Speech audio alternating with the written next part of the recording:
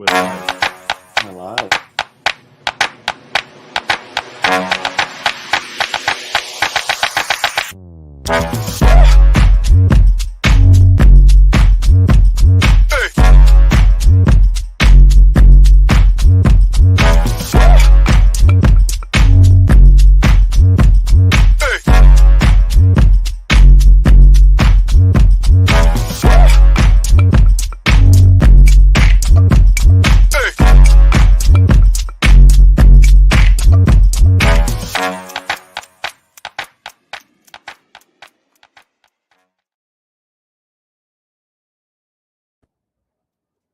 Hey everyone, good morning, happy Friday.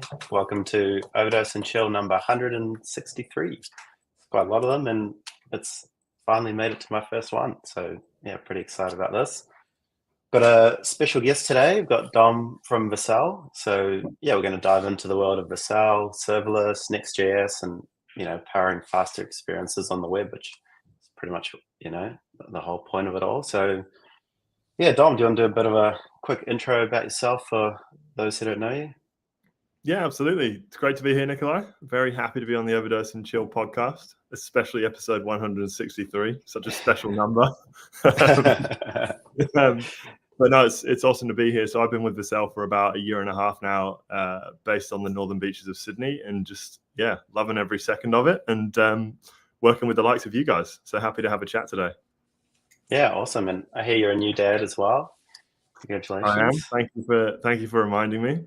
This is actually sort of my quiet time. This is my leisure time now, being on Zoom calls with myself, Nikolai, because nice. My life is pretty mental outside of these Zoom calls. So it's great to be here. Oh, nice. But could you tell us a little bit about Vercel for someone doesn't know, or they're not familiar with it, or they've only heard the odd thing here and there? What's Vercel all about? Yeah, it's a good question and a relevant question for this podcast, I guess. But essentially, Vercel plays in what we describe as the front-end cloud space. So when you think of Vercel, we're sort of powering your composable experiences. There's a lot that goes into a composable stack, and there needs to be a bridge to the front end that's actually going to power that end user experience and what your customers are going to see. And that's where Vercel plays into the picture. We're obviously managed infrastructure, developer experience, and we exist to basically enable developers to move quicker and not worry about the hassle of like building out infrastructure themselves and managing and maintaining, and is the website live, and all of those headaches that come along with it. So that's kind of a very high level, where Vercel plays and why we exist. Yeah, that's cool. That's definitely something we've experienced at Overdose. It's more than just a hosting platform, which I think a lot of people default to thinking, oh, it's hosting, 100%, just sign up with someone, don't need to worry about it, or it's too technical. We can do this on AWS, can't we? Like that's exactly.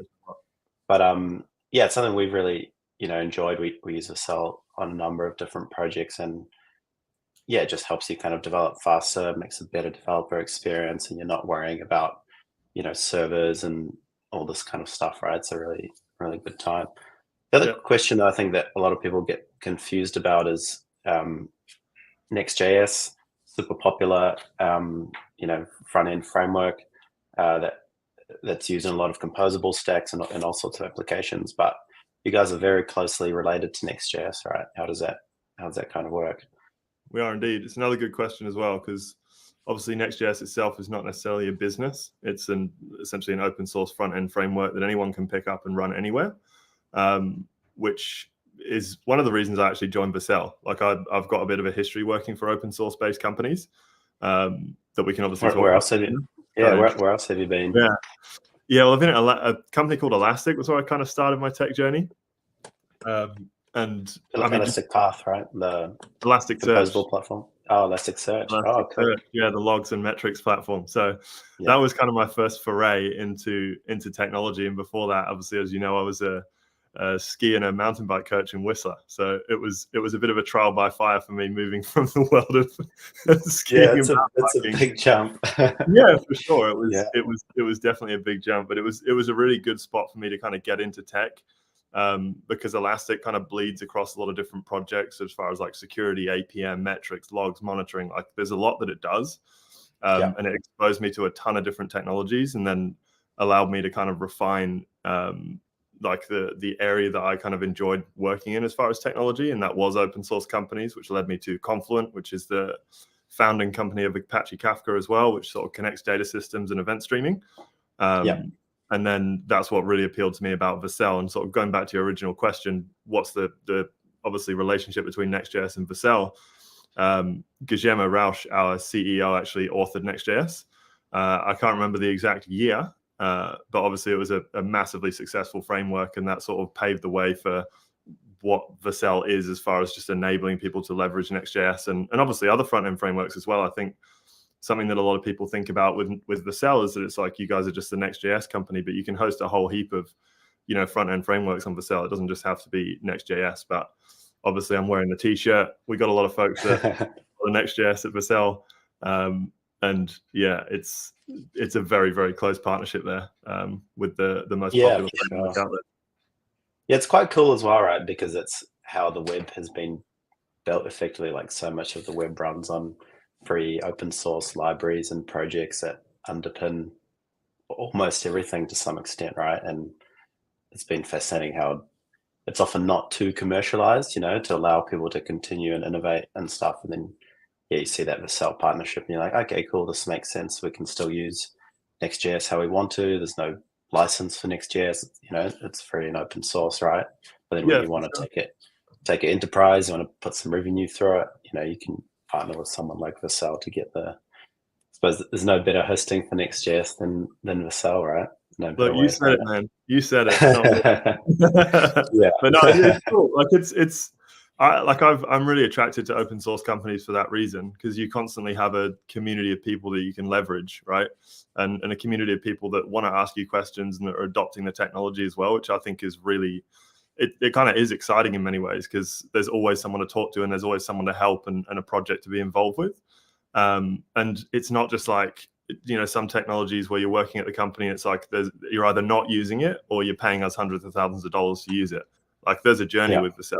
Like you could be a hobbyist in your bedroom just spinning up NextJS for a couple of side projects, or you can become an enterprise customer. And there's a whole heap of stuff in between that journey as well, which is why I like working at these open source companies, to sort of connect with the community. And like we've run events with you guys, I think, in the recent that kind of pretty cool. The developer meetups in Melbourne was the most recent one, right? Yeah, so we had one with you guys in Melbourne. We had one with Airtree Ventures in Sydney, which is super cool. They're kind of an interesting VC investing in some of our mutual customers, actually, which is kind of sweet. But it's quite cool. It's quite cool, right, as well, because I feel like by nature devs are not that commercial, so they will congregate around a NextJS event, an open source event, all that kind of stuff where they know they're not going to be sold to. And so it's quite nice that you guys can kind of play both sides of that. And that's why the NextJS relationship is awesome for that exact reason. Like at the end of the day, like we want to, one of our sort of catchphrases when I joined the company 18 months ago was build the web faster. And that isn't just a Vercel thing, that can obviously be tied into NextJS as well. So folks that are coming to our events, to our community events, like I obviously being an account executive, I'm not the most technical resource at Vercel. But I'm definitely like a broker of introductions to people that can get the help that they need, right? We have a lot of people that work for Vercel. Obviously, we have some great agency partners as well, like Overdose. And essentially, I just want to be hooking people up with people that can help people build stuff faster and easier. So that's and that's something that we've kind of seen that in practice as well, right? From time to time, we get some kind of weird issue or question, or can we do this or that? And through you guys, we're able to connect to the core NextJS team if needed, or leverage some of the work you guys are doing across all your different customers, right? Yeah, I'd be curious to know, like, it's obviously for us, like we do have a whole list of names of people that are leveraging our technologies. Obviously, we're always releasing new technologies. V0 came out. We had a ton of signups with V0. What's you guys... V0 for someone who doesn't know? Oh, Nikolai, let's not jump the gun there. We'll have to get into that in a second. You can off my friend. I'd be super curious, because obviously when I joined the company, there was like 30 people at Overdose already building with Vercel Pro, and obviously probably more building with NextJS and familiar with the technology. How did you guys actually pick up the software? Yeah, that's a really good question. It really came through quite organically. So in the front end kind of frameworks battle that's always going on, React has proven really popular recently over the last few years in particular. And yeah, we started looking at, how can we power our composable stack? What front end framework makes the most sense for, developer experience, performance, something that's not too bleeding edge. A lot of devs always love to use kind of brand new shiny stuff, but when it comes to e-commerce, you need to be a little bit more stable, a little bit more reliable, not too experimental. And yeah, NextJS as a framework was really attractive to the team. We dabbled a little bit through some front-end frameworks that are, kind of closed source and paid, and had kind of varying different experiences with that. But yeah, for us as an agency, we really love to be able to kind of own the whole stack, so we don't want to depend on third parties to go, hey, do you have a module for this or that, or we have to escalate to their support. So with Next.js, we can control everything. It's quite a nice place for us. And then we looked at, where do you host that? And I think, to be honest, what appealed the most to the devs, I think initially was just that ease of use. Like you said, you can sign up as a pro plan or a hobby plan. You don't need to go through a big sales process or anything like that. You get started, connect your repository, and you can deploy in like 5-10 minutes. You don't even really need to read the documentation. It just makes sense and works. And so, once we had that groundswell of developers who are like, oh, I'm doing this here, and it's all kind of working away, and they're happy, and it makes their life easy, they become big proponents of that.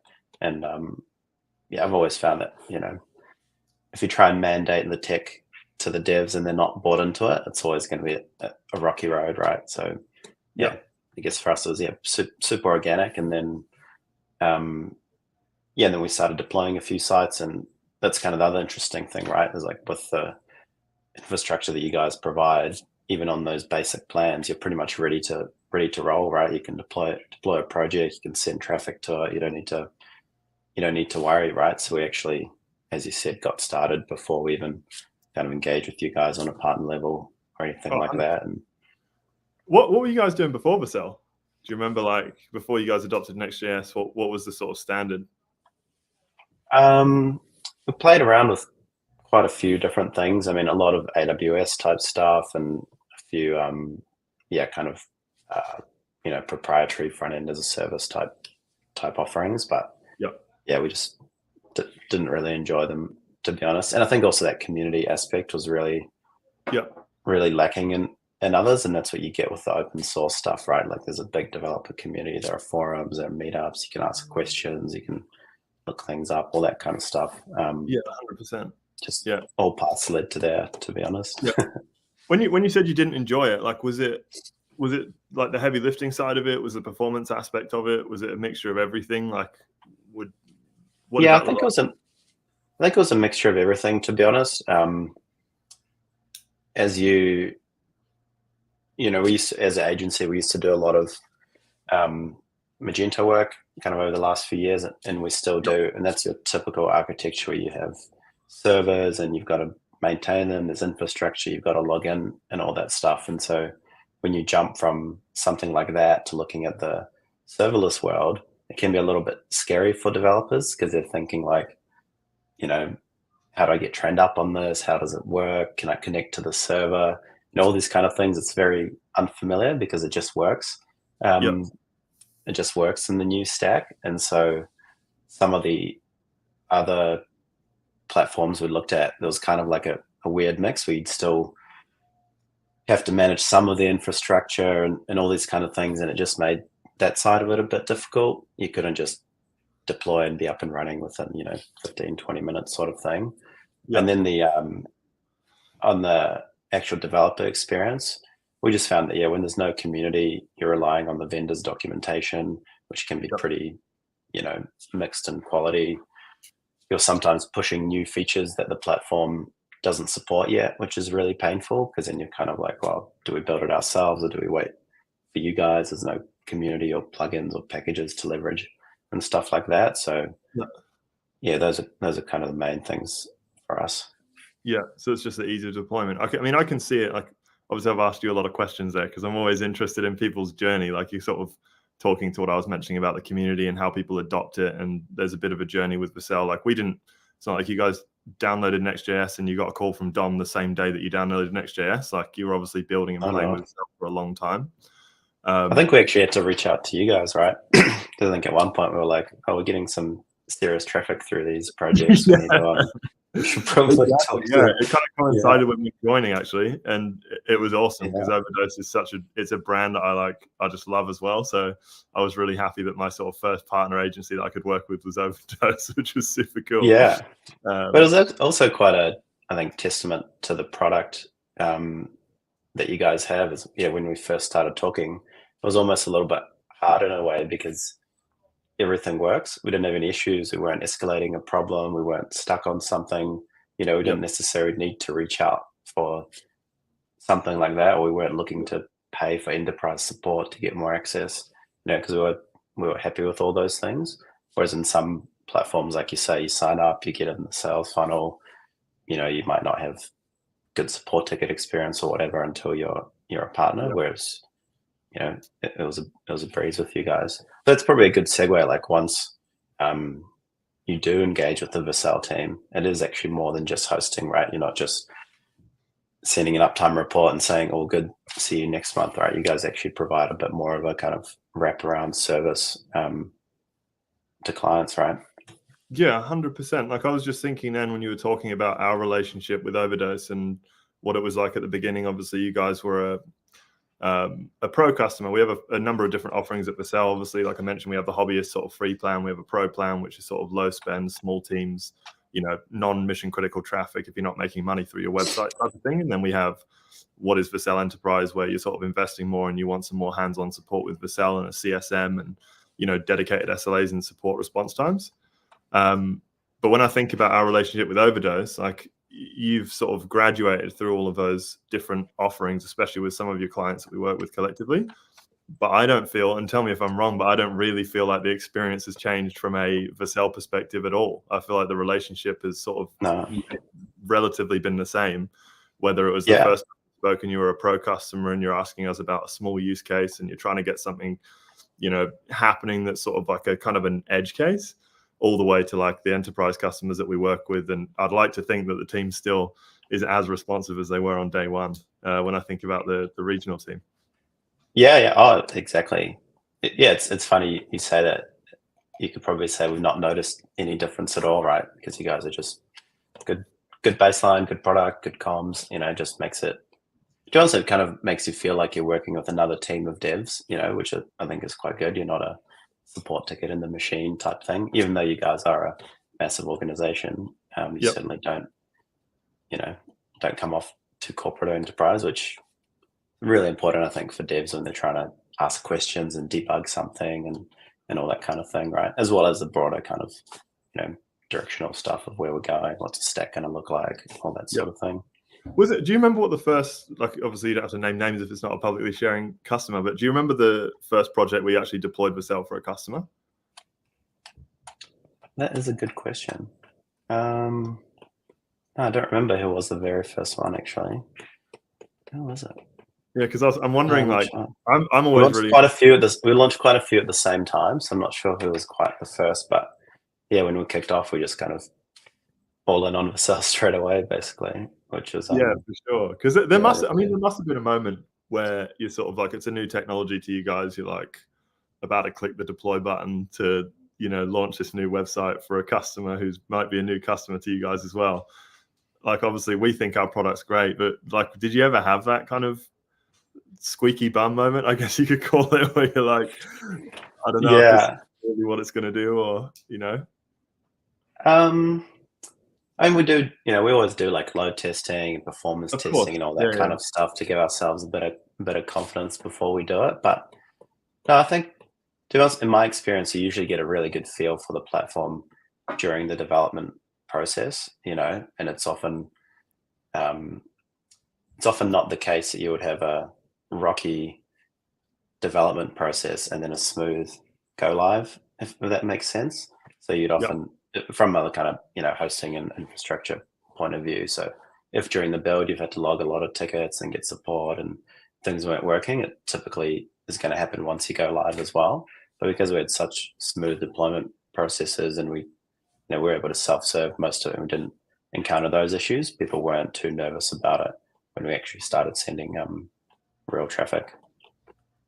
Yeah, no, that's cool. And I think it's cool that you got, like, when I first connected with you guys at Overdose, it was quite clear that you were investing in not just Vercel, but other technologies like Vercel, in kind of the suite of technologies that we like to partner with very closely as well.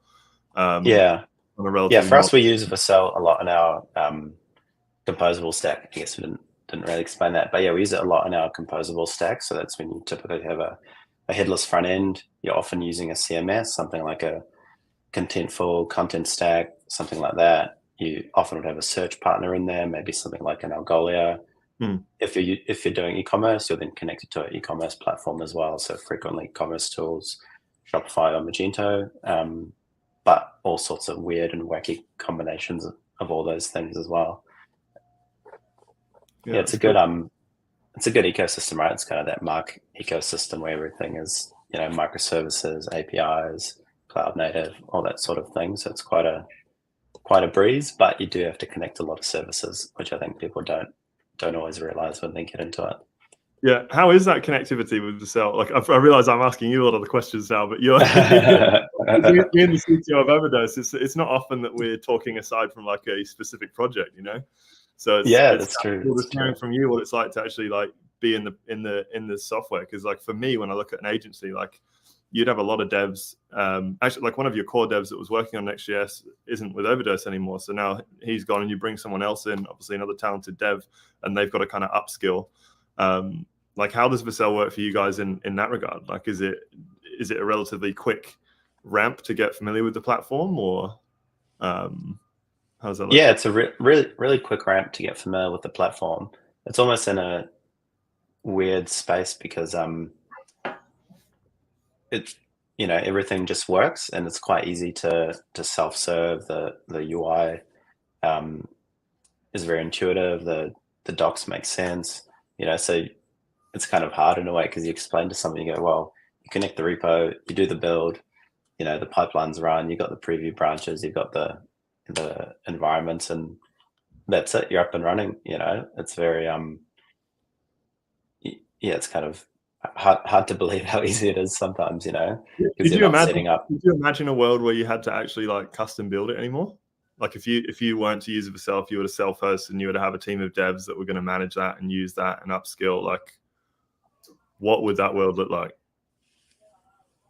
I would still have a little bit of that kicking around. But yeah, going forward, I mean, I think it's just not if you think of the kind of work that we do at Overdose, we're doing e-commerce sites, content sites, that sort of thing, right? They're not bleeding edge technology companies. They don't need to be focusing or spending their time on like the best custom deployment pipeline or the best custom auto scaling thing, right? Because you're not going to do as good of a job in-house or with a partner as you would do with a company that's just focused on that. And then you've got to support all that stuff, right? And in e-commerce, you're on the front line, so things can and do go wrong from time to time, and that can be at any time of the day, right? So when you also build that infrastructure yourself, I think getting it working is not too hard these days, especially if you've got a lot of experience with that.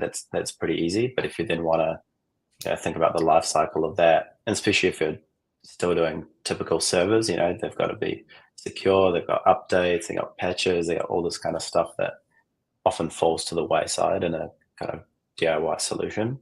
I think the only reason people are drawn to those is that the kind of on paper cost is often a lot cheaper, but you're not including all the stuff, right? You're just kind of comparing like just a raw hosting pipeline, firewalls kind of cost. You go, oh yeah, that is pretty cheap on AWS. People can't really argue with that. But it's not the same thing, right? You can't, unless you're of a large scale, and for AWS or Azure, you need to be a truly large scale to get some dedicated support. You're just another customer for them at those smaller scales, and so you've got to have that expertise in house. And yes, it's not it's not something we push people to do. Yep. And Yeah, I was talking exactly. to one of our devs before. It was so great. Like you don't have to worry about even stuff like auto scaling and all that. It's quite interesting. Like on some of these kind of hybrid cloud platforms, it's still all managed for you, but they give you info on like how many servers do I have scaled up right now? What's the auto scaling policy?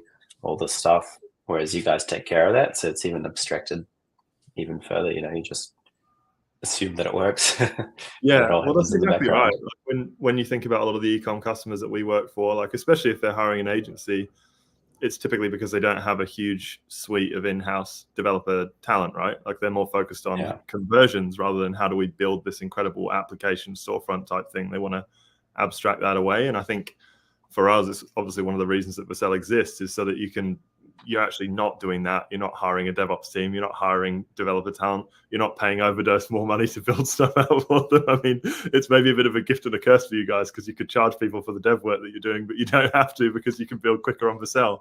I think though, as that stuff as people's awareness grows of offerings like this and your guys' competitors and stuff, people realize that it just kind of become commoditized, so it's not really, even if you have a great infrastructure guy, it's just often not good value to charge a customer for that work because you're kind of like, well, there are just other ways to do it and other people don't even worry about it at all. So 100%. It's like deploy the dollars where they make the most sense, right? Like it's like that's like if you're going to spend an extra $100,000 on something, why not spend it on ad spend? Like what like use Vercel and focus on the product, focus on the end result that you're trying to achieve rather than trying to build and maintain this stack. Like it's actually a cool conversation to have because it comes up for us at Vercel all the time. It's like, going back to like the NextJS Vercel relationship, it's like, great, you've got Vercel, but Vercel is, it's expensive compared to when I build a NextJS app on my own on AWS or one of my favorite cloud providers, right? To your point.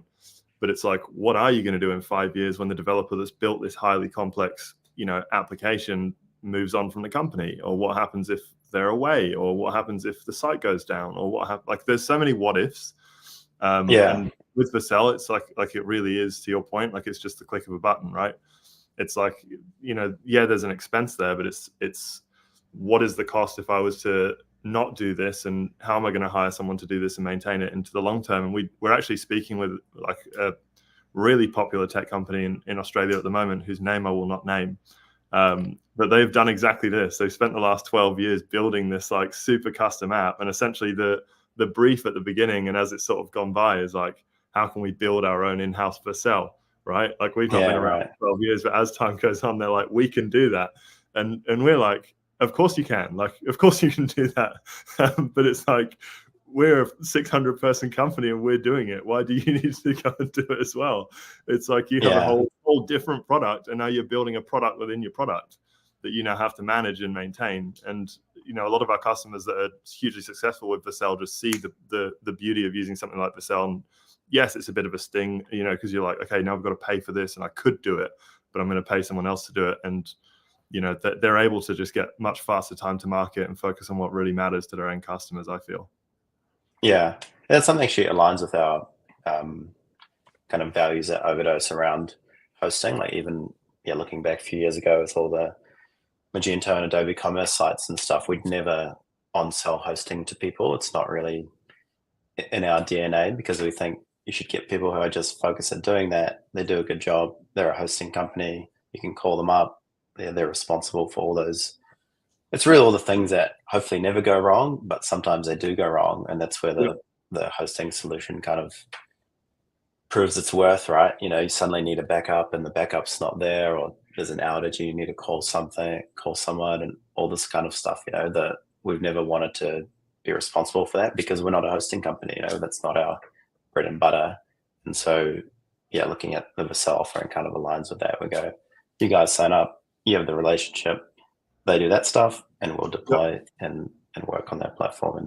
And it takes you guys away from having to fix and build and maintain this custom infra that you might build for someone, right? Like every minute spent with Overdose doing that and fixing is a minute away from time to value for the actual launching a new ecom website or a new product or it's taken an Overdose developer away from doing what actually matters and just basically maintaining the status quo.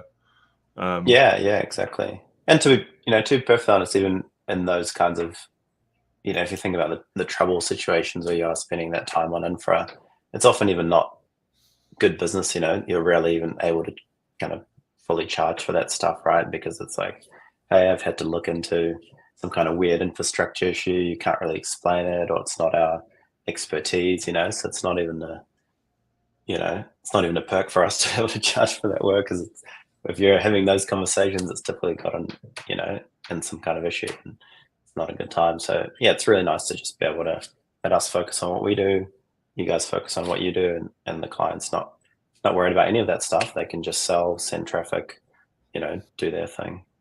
It's a really good mix. Yeah.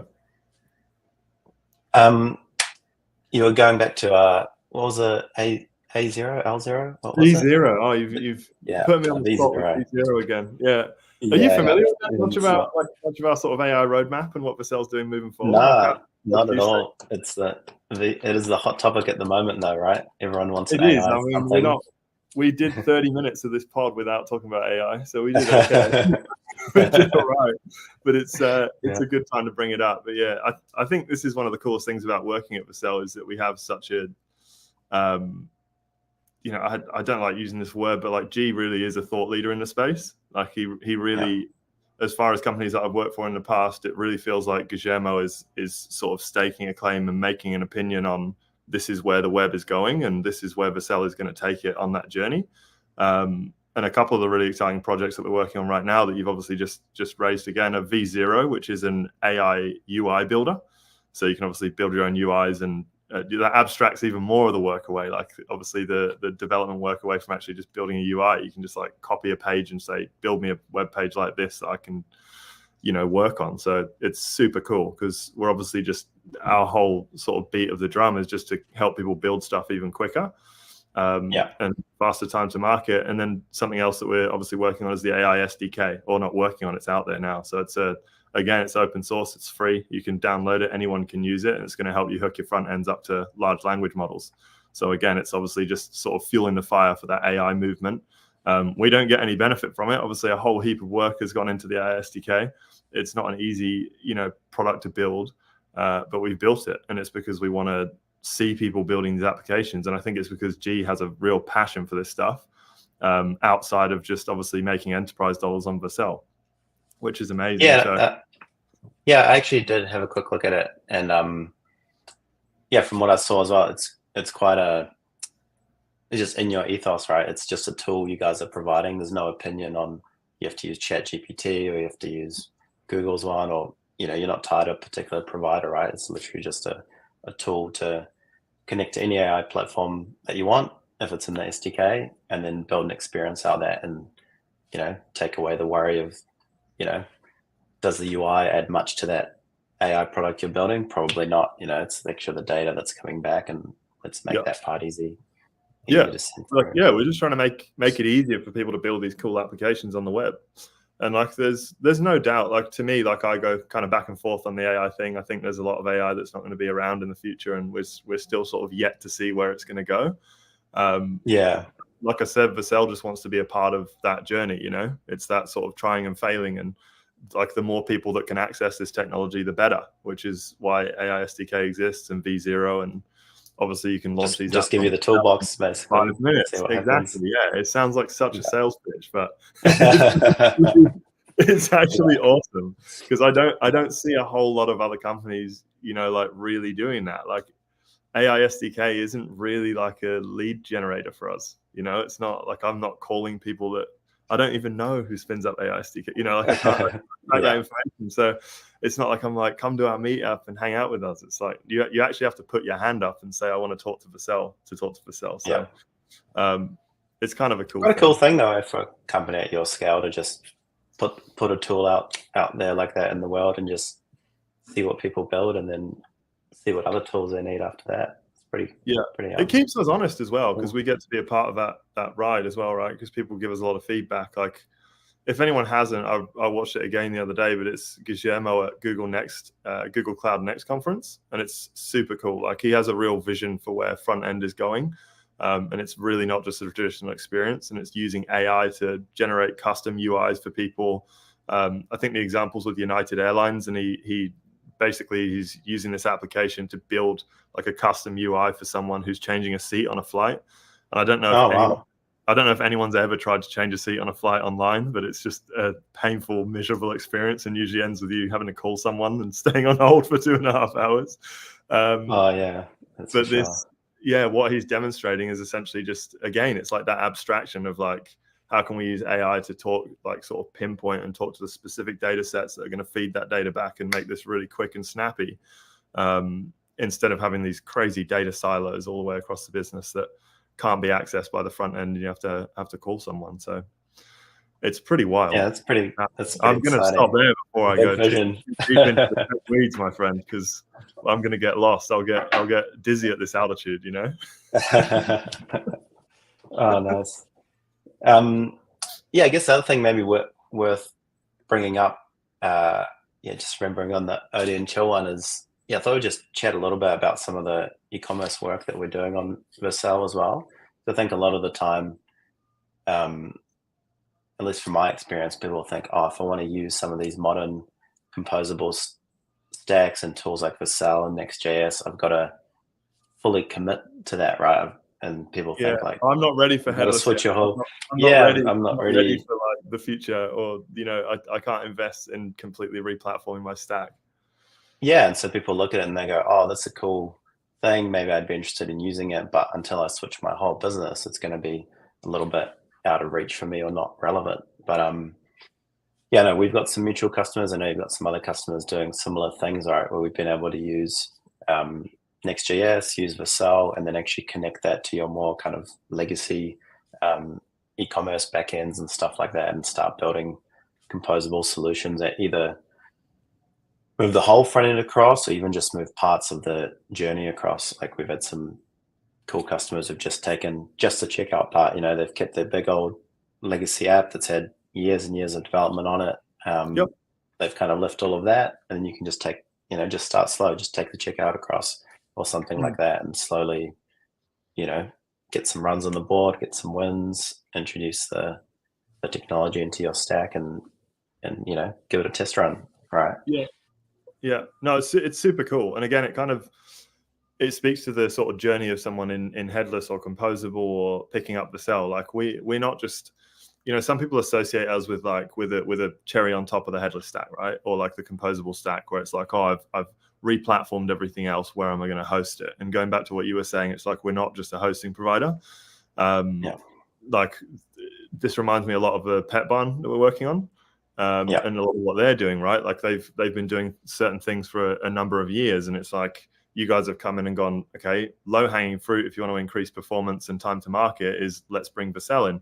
And I'm sure you probably had that conversation. I'm not sure what the conversations were behind closed doors, but I'm sure people were like, wow, headless, like, is that really something we want to invest in? And aren't we going to have to change the whole website and all of the architecture and infrastructure?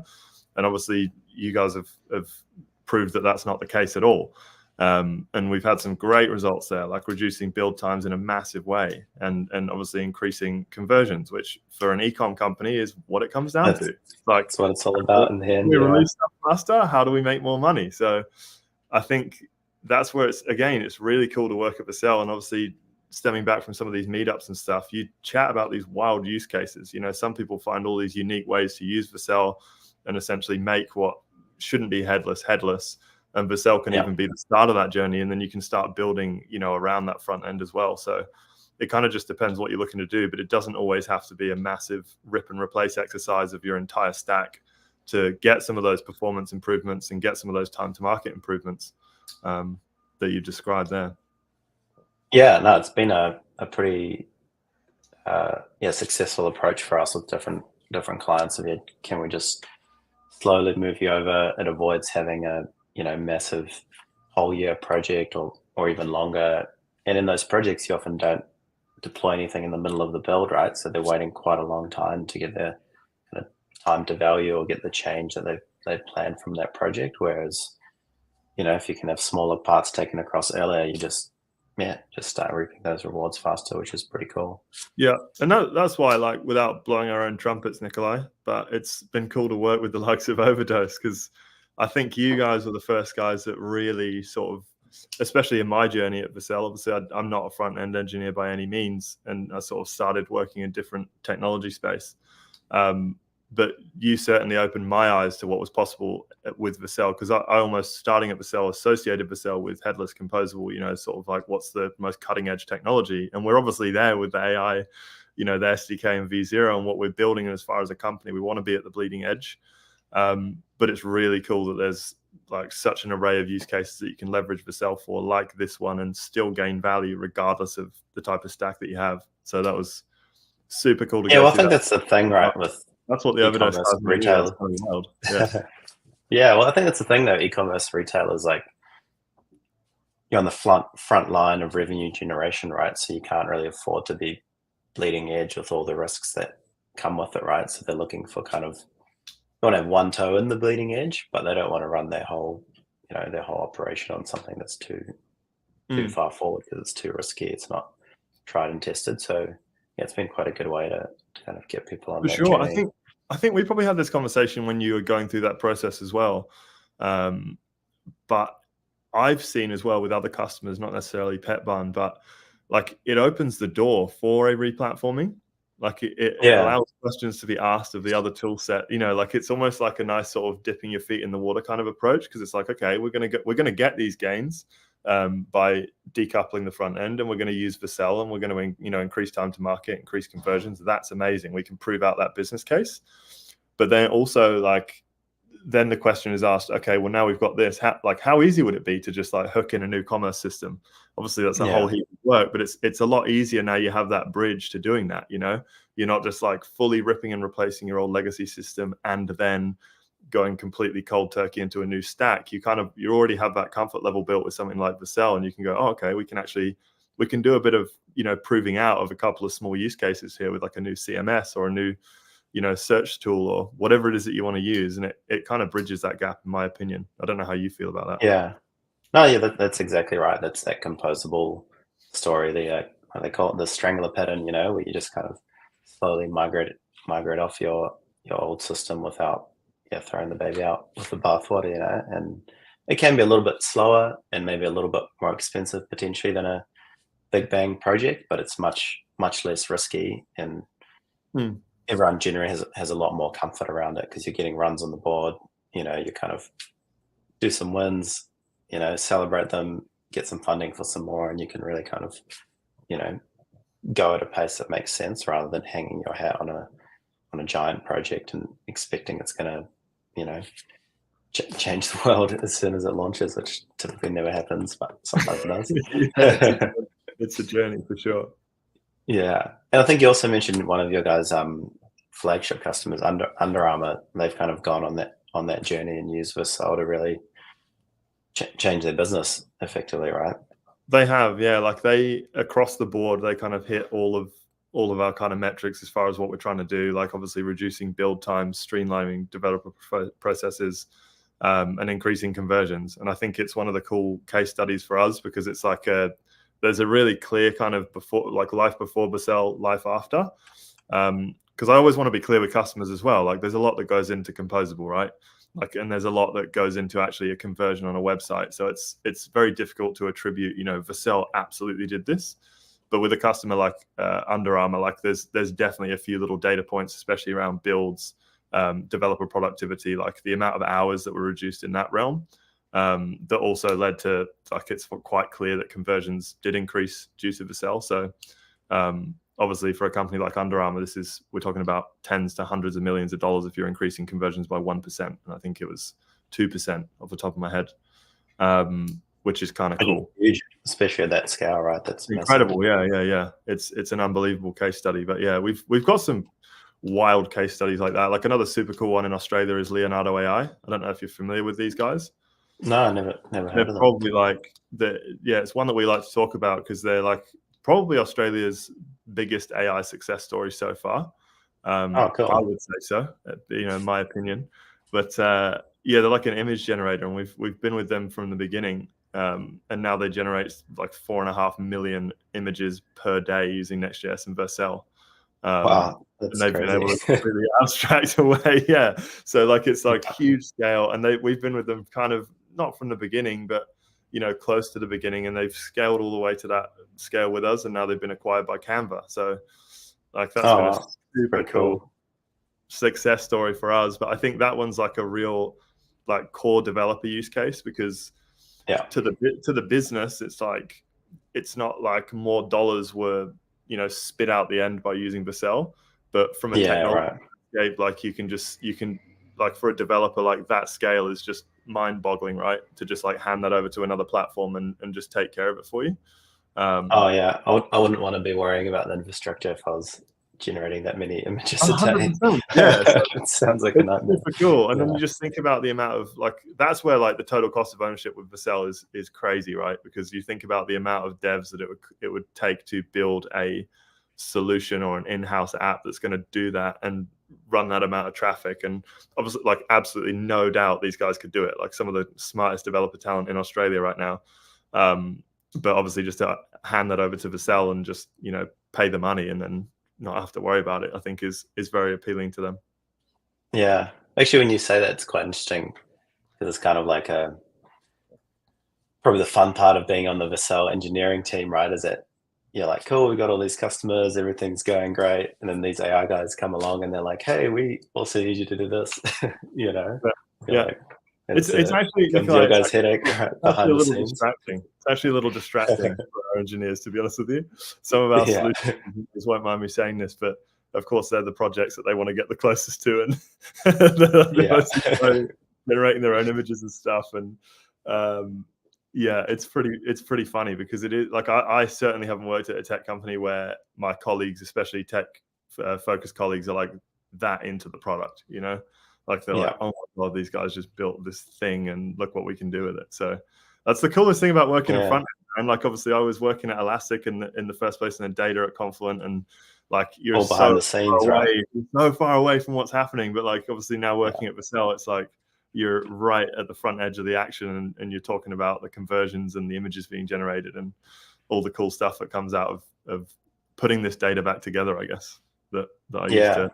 Well, it's the first entry point, right? So if it's fast and it looks good and all that kind of stuff, people give you that feedback right away. Whereas, I guess at your previous places, you're behind the scenes in the background. You need to be on all the time, working all the time, etc. But if you do all that stuff, nobody thinks about you. No.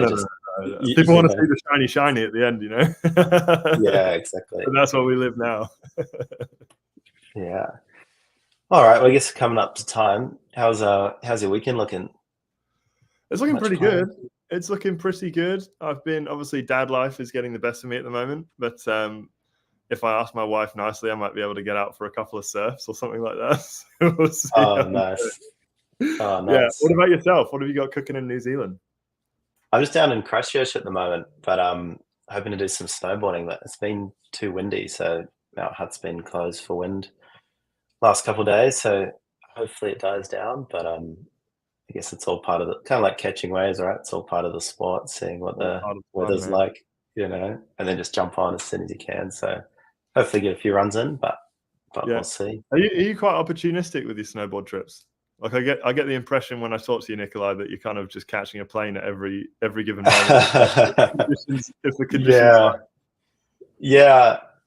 I've had this one planned for a little while, but I mean, it's kind of like surfing, right? Where you're just always watching the weather, watching the snow, and when it's good, you've got to go. Especially in New Zealand, the season's so short, right? So you've got to strike while it's hot, otherwise. Yeah, definitely. Yeah. Especially with spring, like might be, in the danger zone where the rain starts to come in and then the snow can disappear quite quickly. Yeah. No, absolutely. Yeah, it's I mean, surfing's even worse. Like surfing's obviously like you just you could go 2 weeks without a wave, and you're dying. Just always chasing that. Yeah. But I mean, when I actually met you for the first time in person, when I went to Auckland, I obviously rented that camper and head out to Raglan. And I've never seen anything like it, man. It was like 6 foot perfect Raglan, beautiful sunny day. It was Oh, cool. pretty cool. That was your first time in NZ, right? So First time in New Zealand. Yeah. I kind of want to live in New Zealand now. It's it's cool, man. Yeah. It's like a cooler, more mountainous England. Yeah, not a bad way to put it. Pretty similar to kind of Vancouver, kind of like Vancouver kind of vibes as well, I think. Yeah, not the city, but all the nature and stuff. And you can kind of the access to outdoors in New Zealand is unreal. So yeah, I've got to get back over there with the fam. Yeah, definitely. No, I'll be happy to see you over here in the next, hopefully in summer, get some waves. Definitely, man. Definitely. Be good to see you. Yeah. All right. Well, yeah, thanks for jumping on. And number 163, I think, wrapped up in the books. Special 163. It's an honor. It's a privilege. Yeah, no, it's been great chatting. Cheers, brother. Oh, good.